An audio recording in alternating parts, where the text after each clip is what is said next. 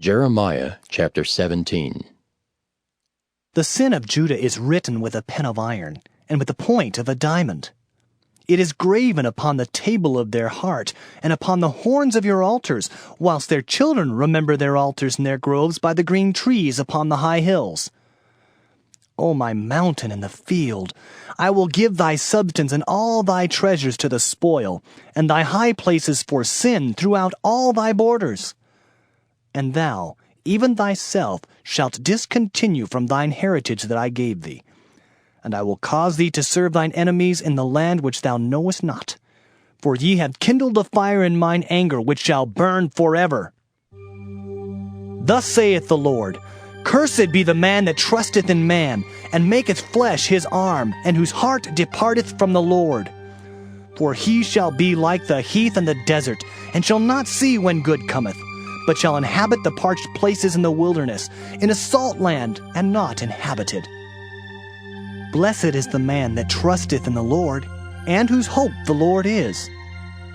For he shall be as a tree planted by the waters, and that spreadeth out her roots by the river, and shall not see when heat cometh.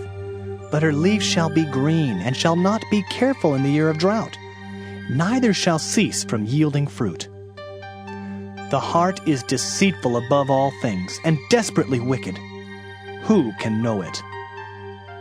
I, the Lord, search the heart. I try the reins, even to give every man according to his ways and according to the fruit of his doings. As a partridge sitteth on eggs, and hatcheth them not, so he that getteth riches, and not by right, shall leave them in the midst of his days, and at his end shall be a fool. A glorious high throne from the beginning is the place of our sanctuary. O Lord, the hope of Israel, all that forsake thee shall be ashamed, and they that depart from me shall be written in the earth, because they have forsaken the Lord, the fountain of living waters. Heal me, O Lord, and I shall be healed. Save me, and I shall be saved, for thou art my praise. Behold, they say unto me, Where is the word of the Lord? Let it come now. As for me, I have not hastened from being a pastor to follow thee, neither have I desired the woeful day. Thou knowest. That which came out of my lips was right before thee. Be not a terror unto me. Thou art my hope in the day of evil. Let them be confounded that persecute me, but let not me be confounded. Let them be dismayed, but let not me be dismayed.